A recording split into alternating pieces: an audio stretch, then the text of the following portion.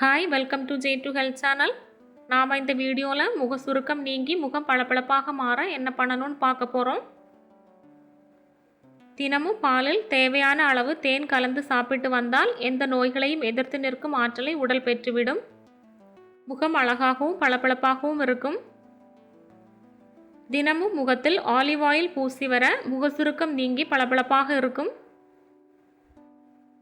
Orange பழத்தை இரண்டாக வெட்டி முகத்தில் தேய்த்து 10 மினிட்ஸ் கழித்து சோப்பு போட்டு கழுவ வேண்டும்.